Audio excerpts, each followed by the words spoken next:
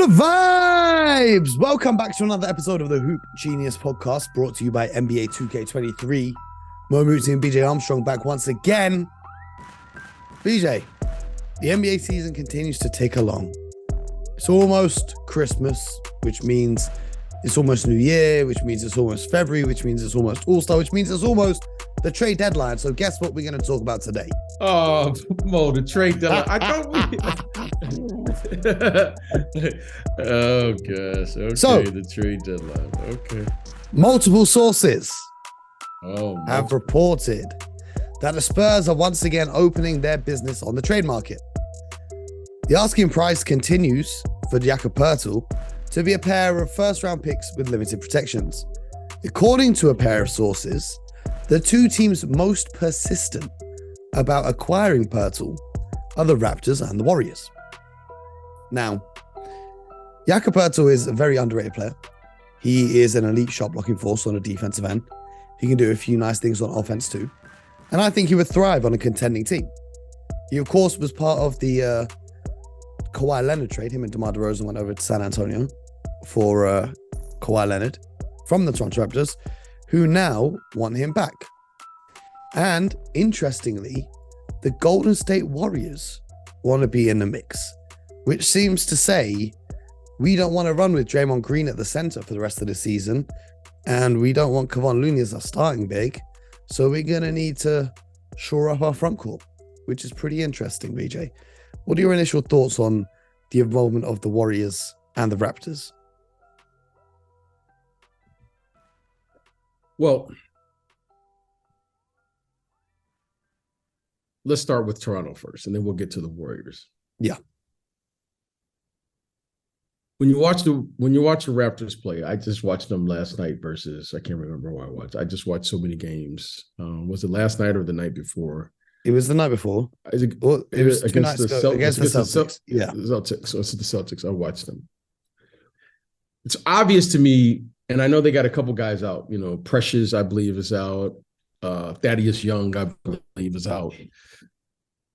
But it's two things that you need in this league, right? You need size and you need length.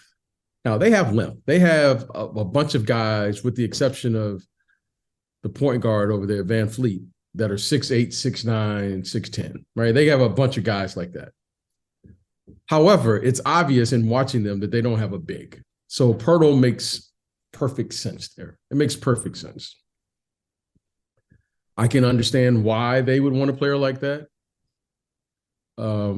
Their philosophy is defense. He is, by the numbers, a good shot blocker. He knows how to play. And that would be that would fit into their philosophy of what they do. So that makes sense to me. Now let's go to Golden State. You know, and I gotta separate myself from being the fan of this particular player I'm about to talk about. Should we stay on the Raptors first? Because there's a few other things. Yes, go ahead. You know, because they've had a few guys missing. You know, Scotty Barnes hasn't had the best start to the season, his sophomore season. He's had people on the Twitter timeline calling him. Do you know who they've been calling him? I have no idea. They've been calling him the second coming of Michael Carter-Williams, who, of course, was Rookie of the Year and then kind of faded off as his career. It's okay. But it's to me, it's so believe obvious. In Scotty Barnes. It's obvious. It's obvious to me what's going on with Scotty Barnes. It's so obvious, but he'll figure it out. But go ahead. But also, Fred VanVleet has been struggling over the past few weeks. Mm-hmm. He's not been looking like his usual self. Raptors fans all over Twitter today were panicking because he unfollowed every single one of his Raptor teammates. I mean, I don't look too deep into the Instagram kind of stuff. I'm pretty sure most of these guys have someone managing their Instagram for them, so he might not even know. Anyway, the Toronto Raptors reportedly are hesitant to offer anything more than a package highlighted by a single first-round pick with moderate protections. So it looks like they're not too desperate to make this trade. They're kind of poking around to see it would be nice to add in, but if not, we're good.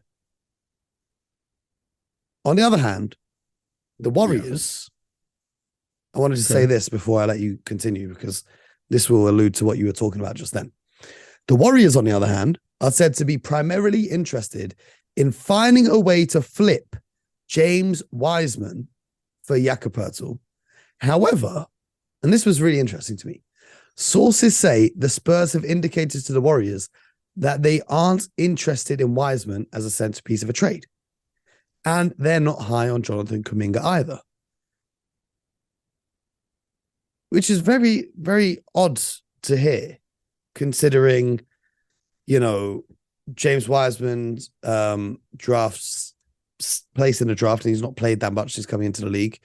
And Kuminga has obviously shown flashes that he can have great potential in this league. Maybe they like Moses Moody a little bit better, but from the Warriors side, offer a lottery pick in exchange for a player on an expiring contract, because the Warriors already have the trouble of trying to pay everyone. Now they're going to have Pirtle, whose contract expires at the end of this season. So they're essentially dumping a lottery pick for a guy whose contract will come off the books at the end of the year.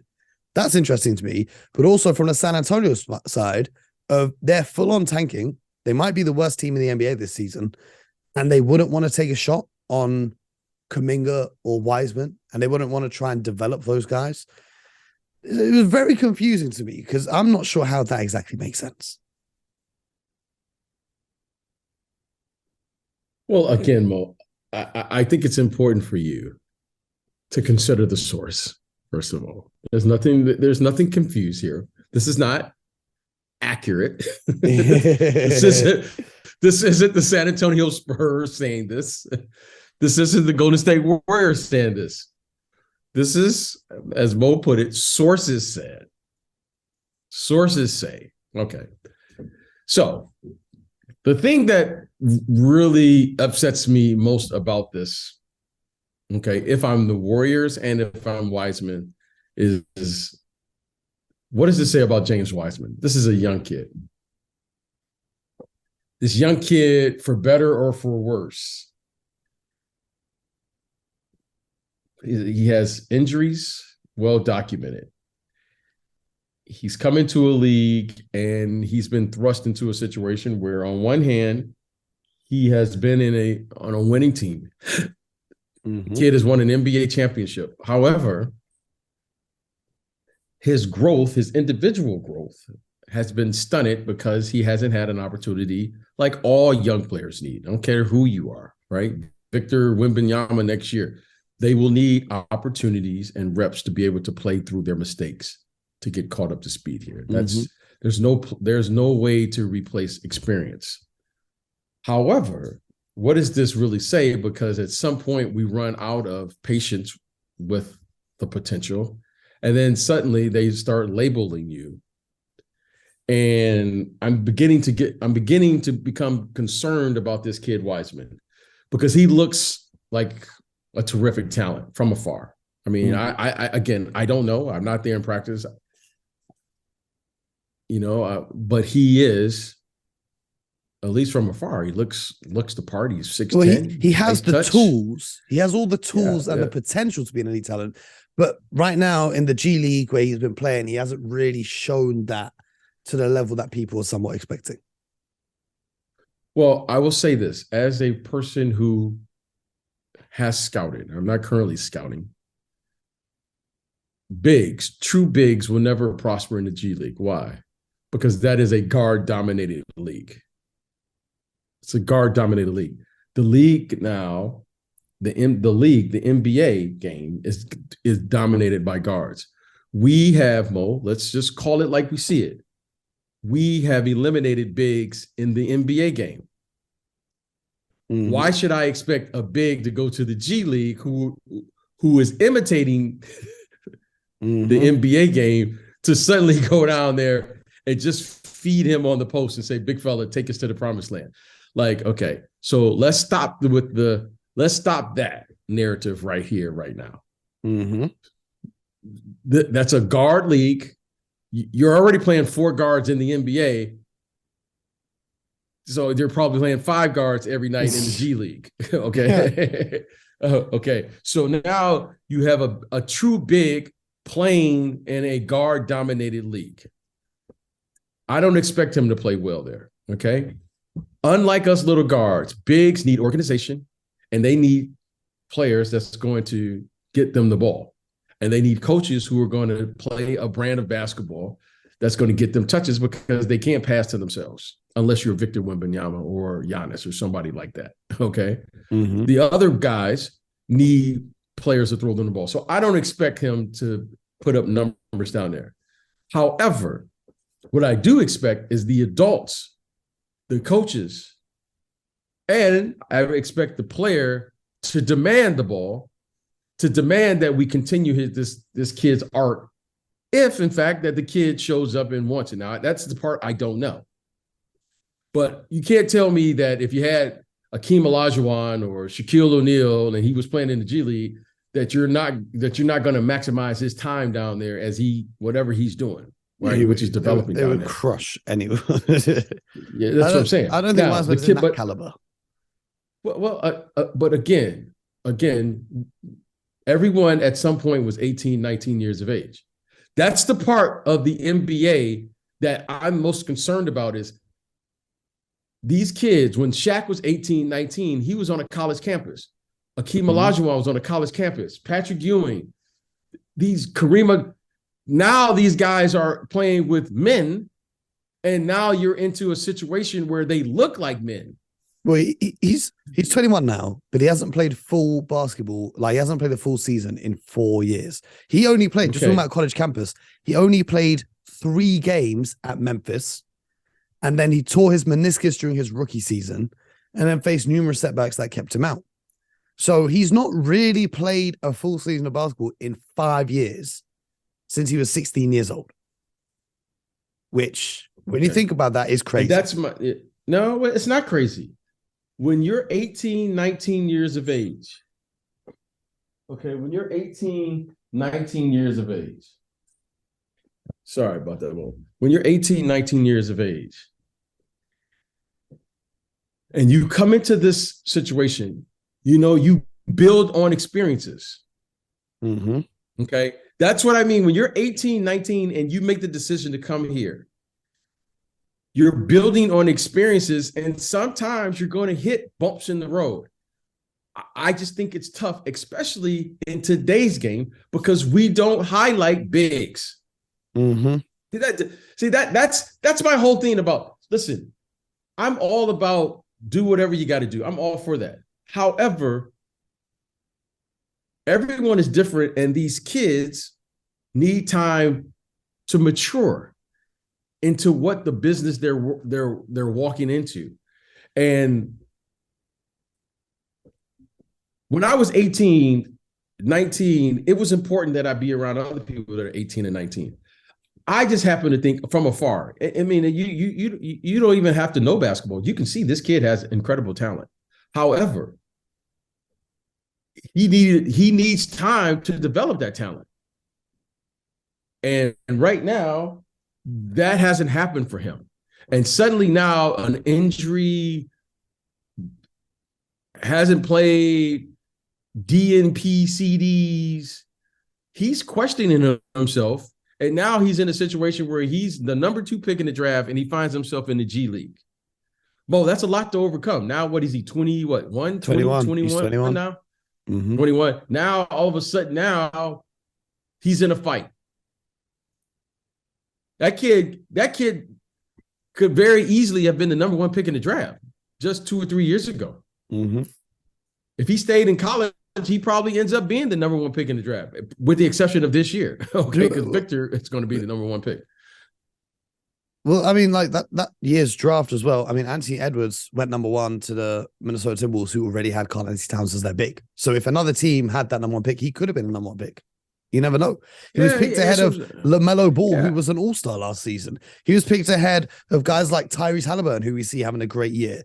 We're seeing a lot of players from that draft. But the kid just has to get to a play. But listen, but those other kids, in his defense, if they're going to the Warriors, they're not all-stars, and they're not playing. You know, if LaMelo went to Golden State, you're not telling me he's going to start over Klay Thompson or no, he would be basically doing what Jordan Poole does. Okay, that's what I'm saying. So, again, it goes back to the following. The kid needs playing time and he needs shots.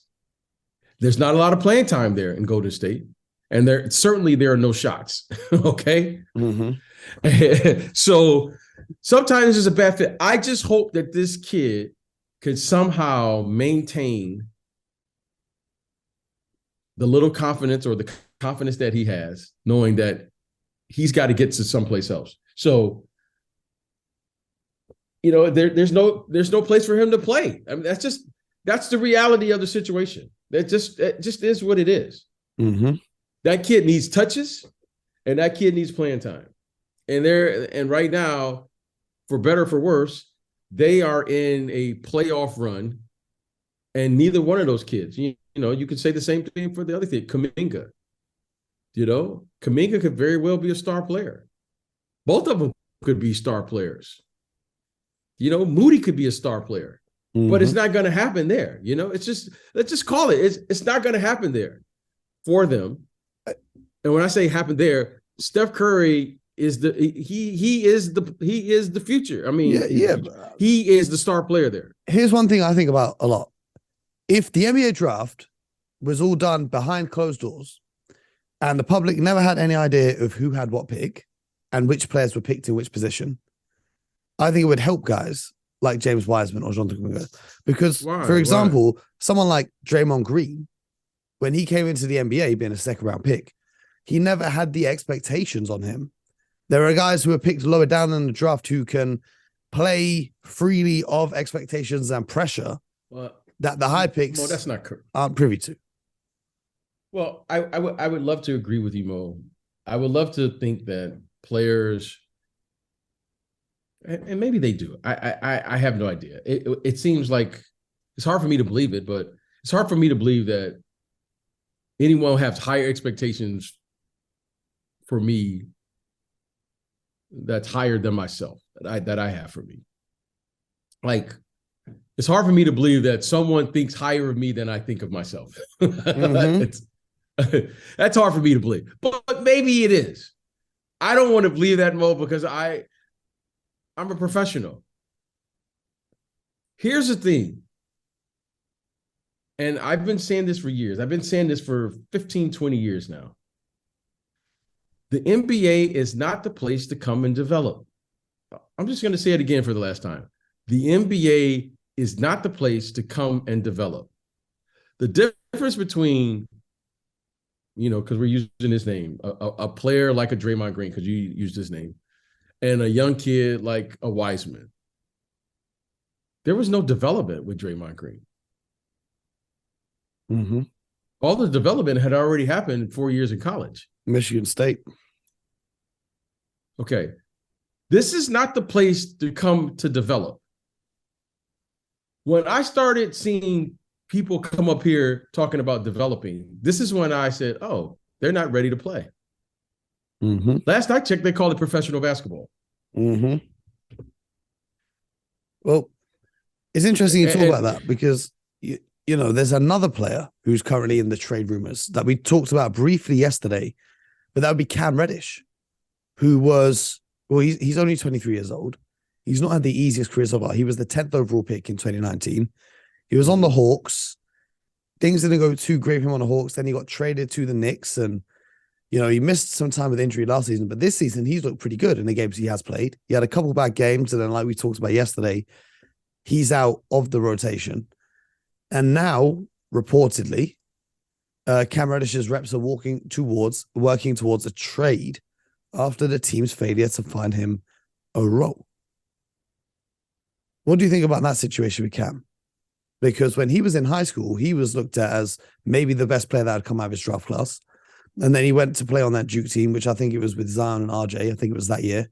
So obviously he went under the radar a little bit, but there's no doubt that the kid has talent.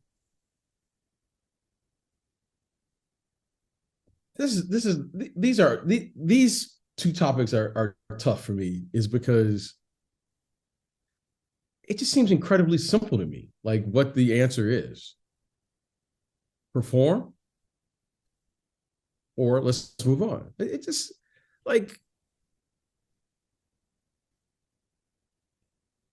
I could sit here forever and give you both sides of the coin and say, oh, well, the team said this. I remember my rookie. I can still recall my rookie year. It was a veteran guy came up to me, and he just laid it out to me, right? We were talking about basketball, and I wanted to, what is the NBA? And my first time going around, right? Going around the league. Yeah. And he said, BJ, if you're going to stay in this league, you better learn something right now. This is like my first road trip, my first West Coast road trip, right? Back then, you used to have like 2-week road trips when we take to the West Coast. He said, every coach in this league is going to want you to earn your minutes. Mm-hmm. He said, everybody on this plane, we were on a plane, right? He said, every player on this plane wants the same thing. I said, what's that? They want the coach to give them minutes. More minutes, more paychecks. Every game, man, if coach give me some minutes, I'm gonna do my thing, right? How many times have we heard that in our lifetime, right, Mo? Mm-hmm. Every player wants the coach to give them minutes. Every coach wants the player to earn the minutes. Mm-hmm. But he said, you know what? A professional one.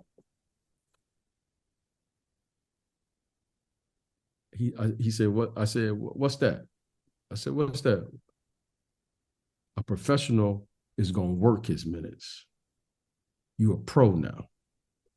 You work your minutes. Mm-hmm. You don't want nobody to give you no minutes. The coach, if the player makes more money than you, he got to play that player, BJ. Is that true? Mm-hmm. I said, well, I guess that sounds, if this guy is making the max and this guy making the minimum, he can't play the minimum guy and that guy is making the max. He can't do that. Mm-hmm.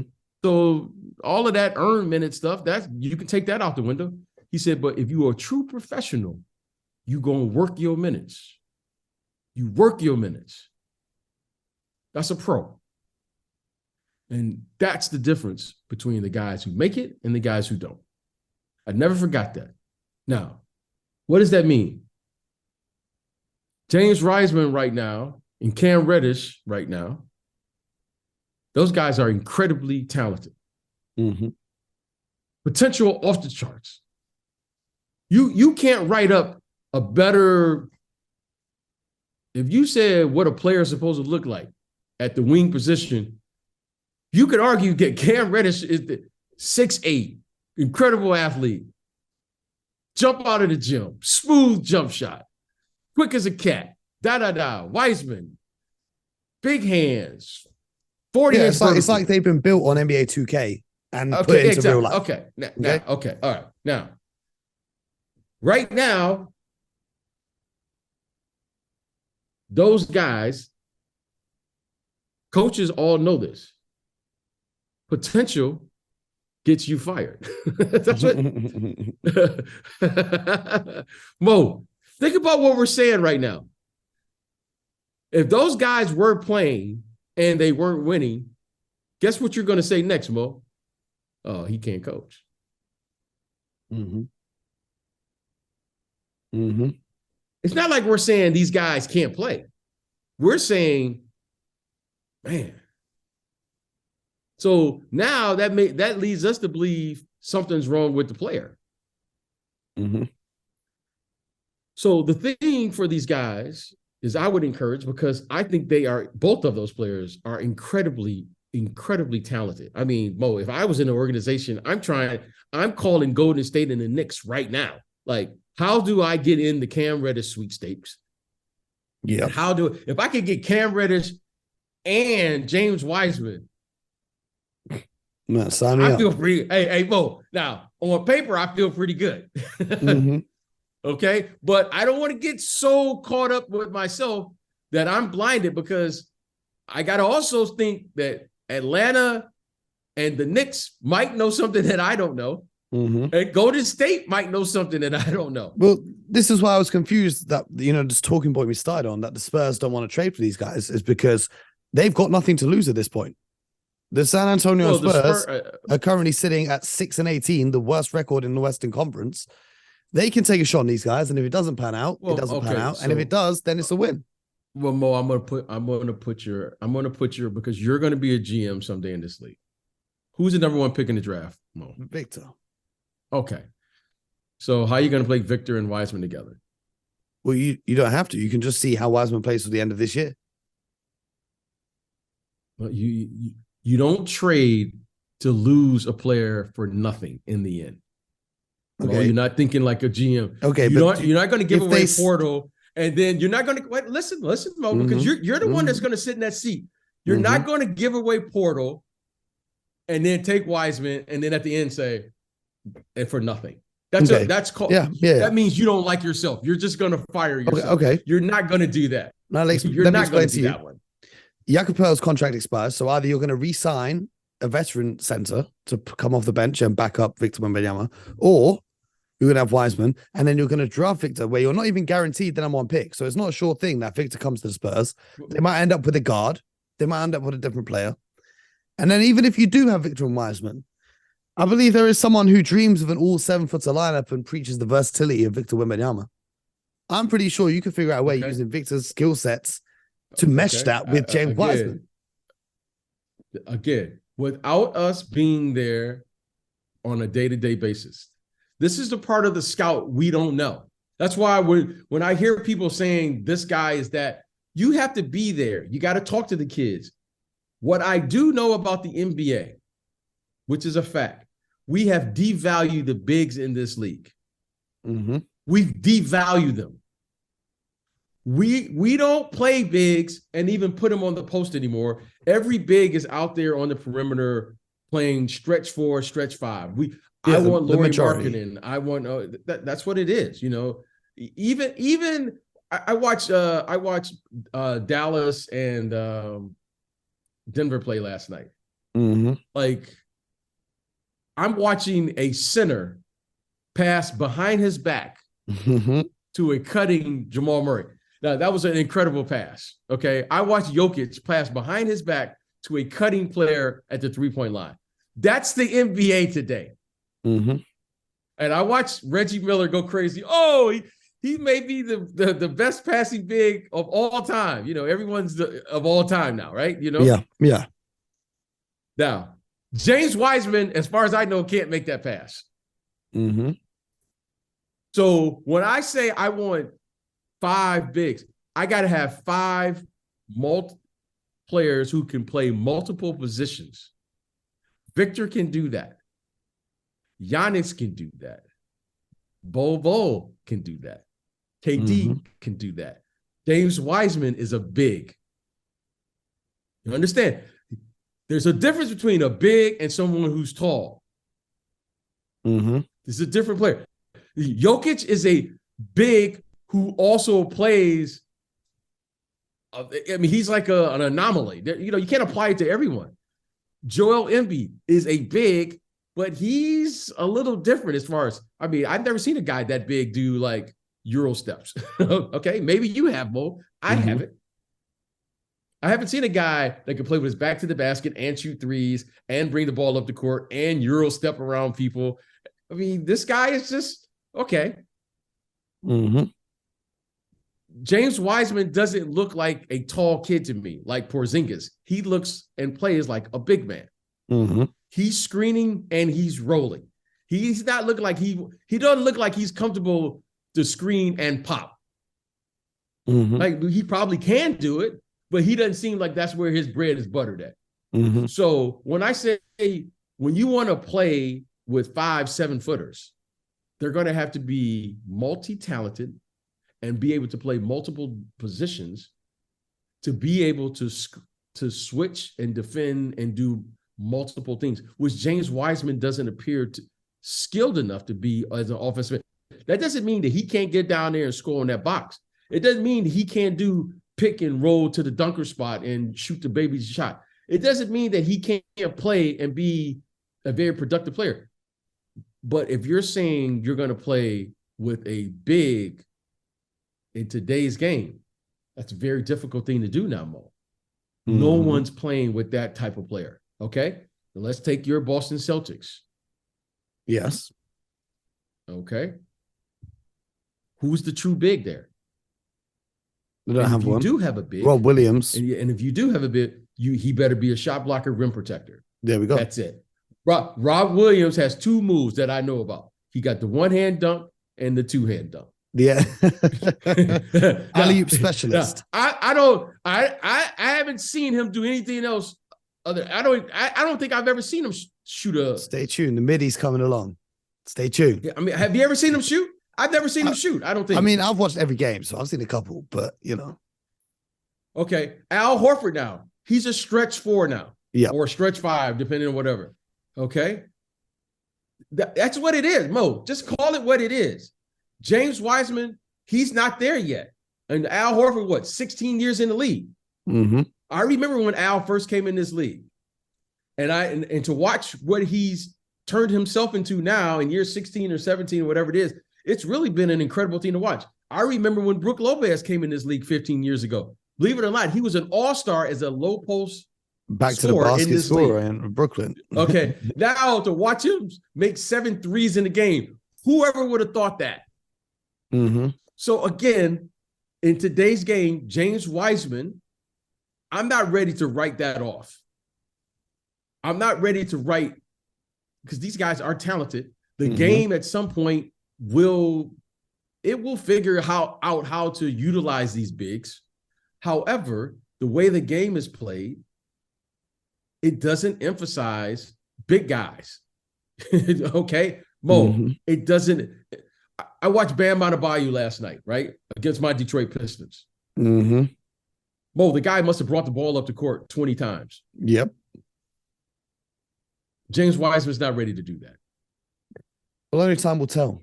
Only time will tell, DJ. I hope he figures it out. Time, maybe. Yeah, I hope so too. I feel like he needs to be in a different situation, so I hope they can work out a trade. Maybe not to the Spurs, maybe someone. I hope I say we, I hope we as the executives and coaches and all the people in the league figure it out, because, Mo, we're losing a generation of bigs because of the way the game is played. These guys can play. We just don't know where to play them. I mean, it just is what it is. It is what it is. No doubt. Well, we're going to have to wait and see what happens. And BJ and I will be back tomorrow with more NBA talk. But in the meantime, don't go anywhere. Make sure you subscribe to the show, tell it with a friend, and let us know your thoughts on James Wiseman and Kuminga and all the rest of these guys that have got so much potential. Hit us in the Discord. Just think about this, Mo. The link's in the description. Just think about this. If you could get James Wiseman, Kuminga, and Cam Reddish right now.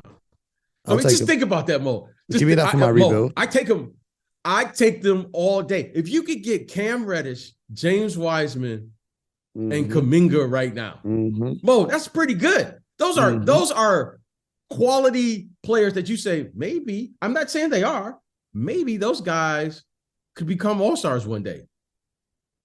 Maybe. They want the potential. I mean, Mo, now, the only way we can answer that is to be able to peek behind the curtain, work with these guys, see their work ethic, see, what's their commitment to the game, da-da-da. But just looking at it, Mo, if I could get Cam Reddish, this league is looking for 6'6", 6'7" athletes who can defend and run and do all that. Mo, check. The guy is quick, athletic, check. Hey, Kuminga, we're looking, Mo, this league is full of undersized players who can play strong, athletic, check. Yep. Great defender as well. I mean, he's got all these guys have all the tools. That's what I'm saying. These guys got the tools. So we'll take it. Let's start an expansion franchise, and we'll take all of these guys that you guys want to I would gladly take those guys off your hands. And then in 3 or 4 years, I'll tell you, oh, yeah, maybe you were right. But what if you're wrong? On just one of them. Not even just all three, on just one. On just one. You know what I'm saying? I mean, look, listen, I will say this. Brandon Ingram went on to become an all-star. Julius Randle went on to become an all-star. Jordan Clarkson, 6th man of the year. Some of these kids just take a little bit more time. Okay? Some of them just take a little bit more time. And I feel bad for the bigs in particular because, Mo, and I'm going to, in complete transparency, I love bigs.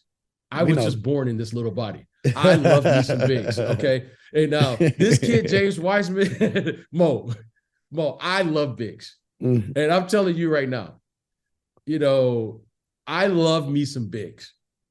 And this kid, these young kids, you know what I mean? I mean, the game always reverts back to them. Like you look at this kid Zubac the other night. Monster, 30 and 30 game. I mean, come on, Mo. Mo, come on. Come on, Mo. You can't tell me right now that Wiseman doesn't have the potential to do that in the right situation. You can't tell me he doesn't have the potential. I'm not saying he can. Just on the one-off. Yeah. I saw Zubac at the same age, and I see this kid, and I'm going, well, I just, if I just put him out there enough, and Mo, if I put him out there long enough and he can play, and he doesn't have to worry about being double teamed, and he's playing with this system and Mo, he could get 30 and 32.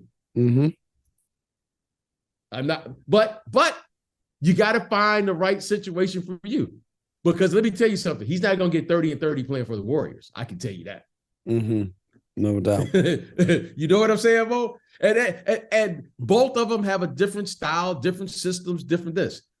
But I would love, and from what I've heard, even from the coaching staff, I've heard only great things about this kid Wiseman.